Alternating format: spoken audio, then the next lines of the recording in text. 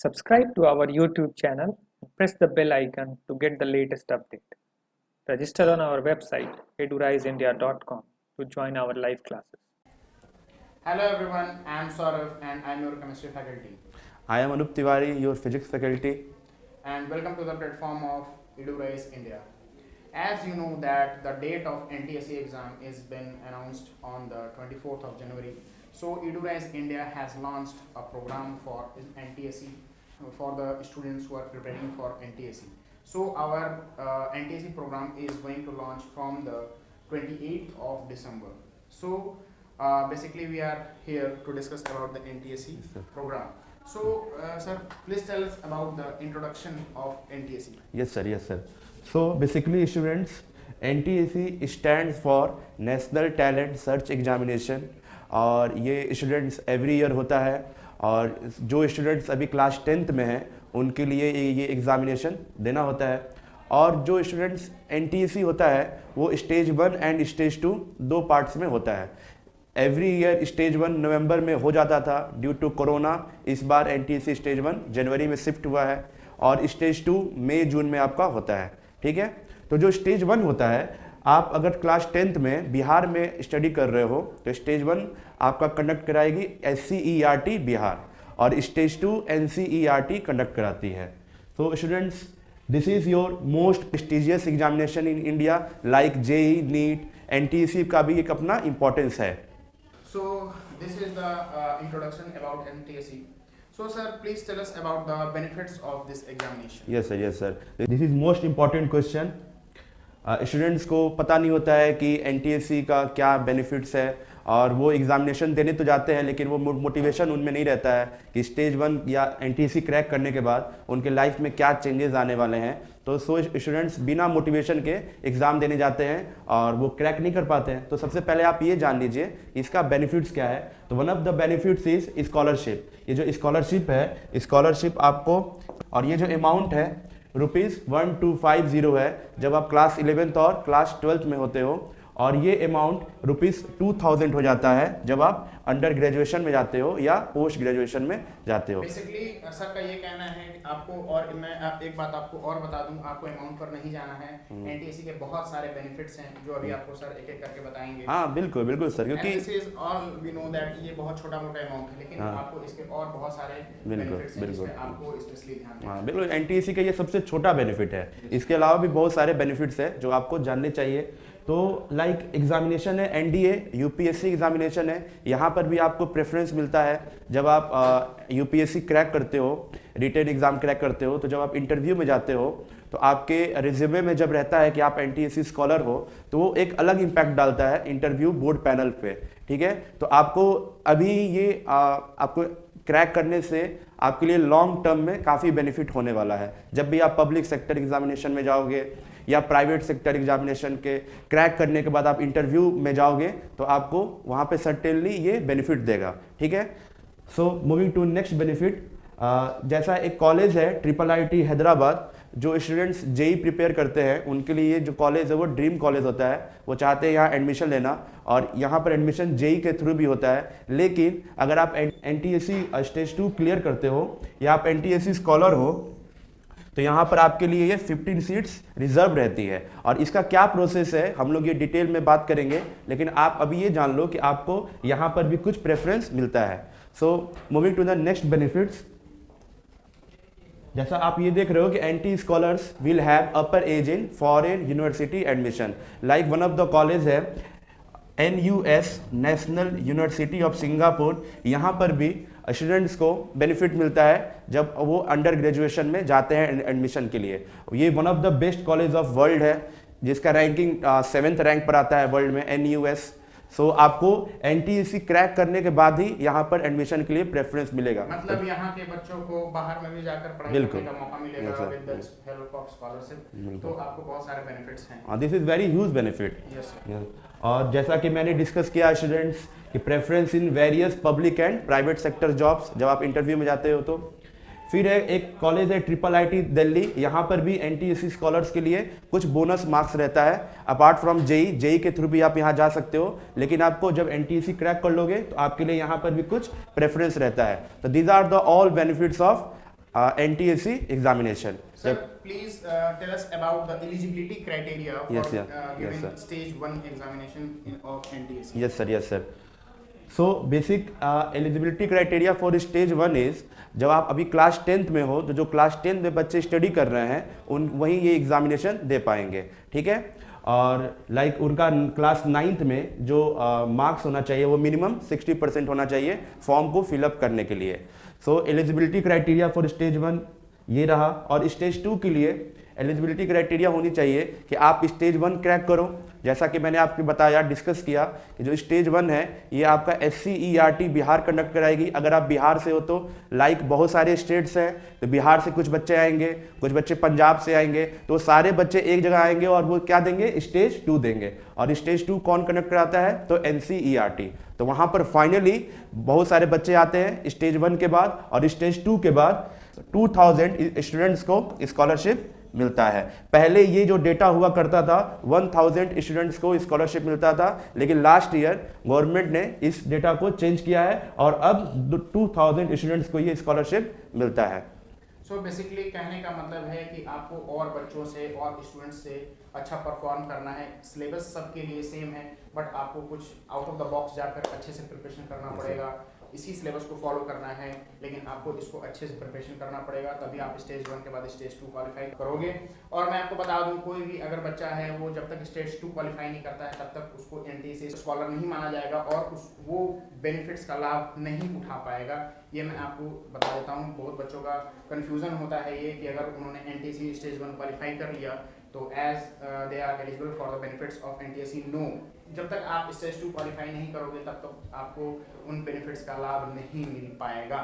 So these are the eligibility criteria. Now moving the next topic, that is sir these are the eligibility criteria. क्या आप बच्चों को detail syllabus आप बताएंगे NTSE? Yes sir, yes sir. कि वो बहुत सारे बच्चों को होता है कि जो वो पढ़ना चाहते हैं वो पढ़ते नहीं हैं, और बहुत सारी जो चीज़ें जिन पे फोकस नहीं करना है उन चीज़ों को पढ़कर चले जाते हैं। तो सर आपको बताएंगे कि एग्जैक्टली आपको क्या पढ़ना है, सिलेबस क्या क्या होने वाला है NTSE के लिए। Yes sir, yes sir.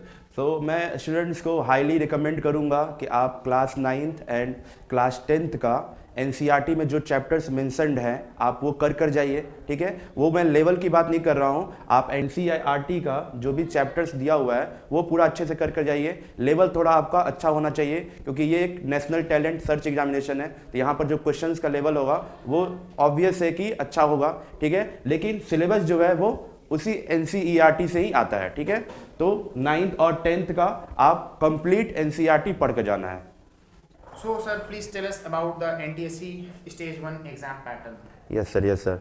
So students, जो NTSE स्टेज 1 होता है या स्टेज 2 होता है, इसका जो पैटर्न है वो फिक्स्ड है और सेम है, ठीक है। स्टेज 1 और स्टेज 2 में आपको मैथ पेपर मिलेगा और सैट का पेपर मिलेगा, और जो दोनों पेपर है उनका जो टाइम ड्यूरेशन होता है वो 2 आवर्स का होता है। लाइक अगर आप पहले मैथ पेपर देने जा रहे हो तो 2 आवर्स आपको मिलेगा, और सैट के लिए भी आपको 2 आवर्स मिलेगा, ठीक है। जो मैथ होता है इस पेपर में 100 क्वेश्चंस रहते हैं, और जो सैट के पेपर में भी 100 क्वेश्चंस रहते हैं, और हर एक क्वेश्चन का जो मार्क्स होता है वो 1 मार्क्स ईच होता है। दैट मीन्स कि मेंटल एबिलिटी का जो टोटल मार्क्स हो गया वो 100 मार्क्स हो गया, एंड सैट में भी जो टोटल मार्क्स हो गया वो 100 मार्क्स हो गया।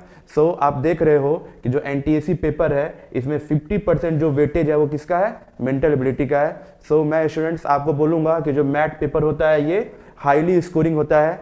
आप सैट वाले पेपर में उतना स्कोर नहीं कर पाते हो, इसका भी रीजंस है बहुत सारे, लेकिन जो मैथ होता है यहाँ पर आप अच्छा स्कोर करो, ठीक है। तो मैं हाईली रिकमेंड करूँगा कि जो मैथ है, मैथ में वर्बल रीजनिंग से 70 to 80% क्वेश्चन आता है। दैट मीन्स 70 to 80 मार्क्स का क्वेश्चन सिंगल वर्बल रीजनिंग से आता है मेंटबिलिटी में। मेंटबिलिटी में 4 सेक्शन होता है, verbal reasoning, non verbal reasoning, arithmetic and data interpretation. उसमें से आप देख रहे हो कि वर्बल रीजनिंग का ही जो वेटेज है वो 75 to 80% है। तो आप अच्छे से वर्बल रीजनिंग वाला पार्ट करके जाना एग्जाम में। और जो सैट होता है, सैट को अगर हम लोग डिवाइड करें तो सैट में जो पहला सब्जेक्ट आता है वो है मैथ्स, सेकेंड है वो science, and third one is social science. So students, maths में देयर विल बी 20 क्वेश्चंस, और आपको पता है कि हर एक क्वेश्चन का जो मार्क्स है वो 1 है। दैट मीन्स मैथ्स का जो वेटेज है पूरे पेपर में वो है 20 मार्क्स का। साइंस में जो क्वेश्चंस रहते हैं वो 40 क्वेश्चंस रहते हैं। दैट मीन्स साइंस का जो पोर्शन है वो 40 मार्क्स का है। और जो सोशल साइंस में क्वेश्चंस रहते हैं वो भी 40 क्वेश्चंस रहते हैं। दैट मीन्स इसका भी वेटेज कितने का है, 40 मार्क्स का है। ठीक है, अगर आप साइंस में देखोगे तो साइंस में फिजिक्स, केमिस्ट्री, बायोलॉजी आता है, तो फिजिक्स में 14 क्वेश्चंस आते हैं, बायोलॉजी और केमिस्ट्री में 13 क्वेश्चंस आते हैं। और सोशल साइंस में आपका हिस्ट्री से 12 क्वेश्चन, ज्योग्राफी से 12 क्वेश्चन, इकोनॉमिक्स से 8 क्वेश्चन एंड सिविक्स से 8 क्वेश्चंस आते हैं। ठीक है, और कभी कभी जनरल नॉलेज से भी क्वेश्चंस आता है और वो क्वेश्चंस ज्योग्राफी वाले सेक्शन में आ जाते हैं। ठीक है, करंट अफेयर्स को भी हाँ कवर करना है। बिल्कुल बिल्कुल सर, यस सर। यही आपका पूरा पैटर्न है पेपर का, और मैं आपको बोलूंगा कि आप ज़्यादा फोकस करो मैथ वाले पार्ट पर, क्योंकि ये ज़्यादा, वो अकेले 50% सिलेबस और ज़्यादा सर स्कोरिंग भी है। यस, और बिल्कुल। 50% सिलेबस को Yes, sir. अकेले कवर कर रहा है। यस सर, तो अगर आप ये करते हैं, ये पोर्शन अगर आपका स्ट्रांग हो जाता है तो 50% मार्क्स आपके ऐसे ही आ जाएंगे। तो Yes, sir. आपको ज़्यादा मेहनत करने की फिर जरूरत नहीं पड़ेगी। Yes sir. सो स्टूडेंट्स को डाउट रहता है कि ये पेपर ऑब्जेक्टिव होगा कि सब्जेक्टिव होगा, तो स्टूडेंट्स ये पेपर कंप्लीटली ऑब्जेक्टिव होता है। There will be no any subjective questions. और सबसे बड़ा इंपॉर्टेंट बात ये है कि नेगेटिव मार्किंग नहीं होता है।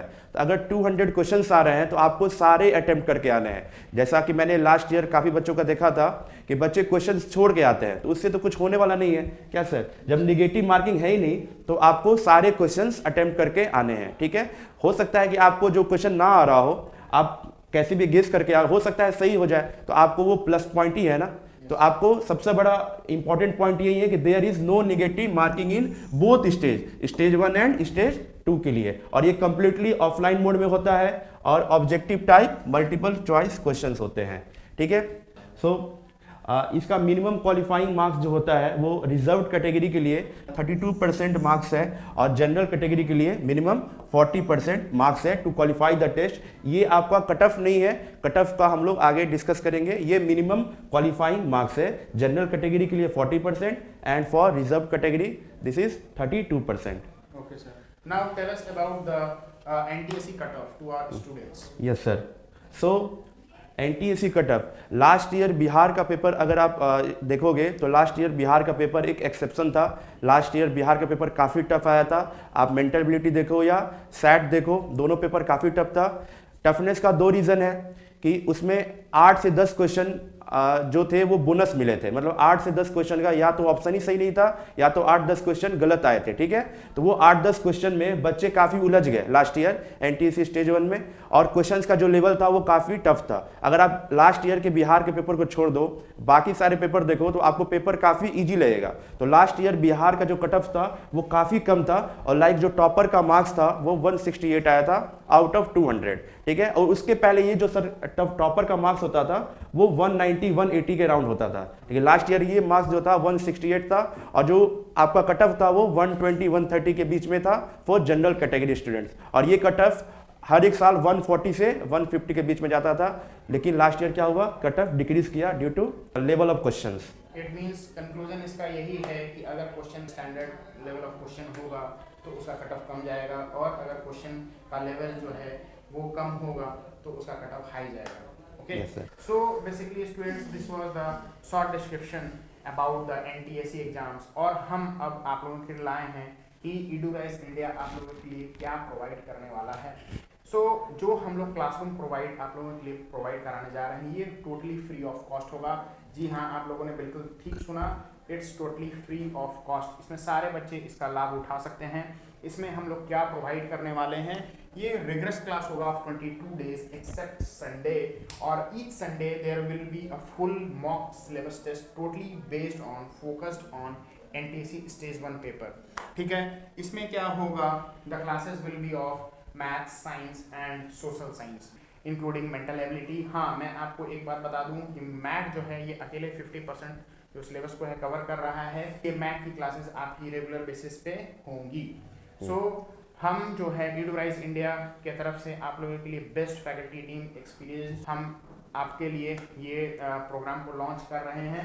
इसमें आपको स्टडी मटेरियल्स प्रोवाइड की जाएंगी, इसमें आपको क्वेश्चंस बताए जाएंगे टोटली कॉन्सेप्ट बेस्ड, जिससे कि NTSE स्टेज 1 में जिससे बेस्ड क्वेश्चन आने की संभावना है. So finally this was the detailed description about NTSE exam, and thank you very much.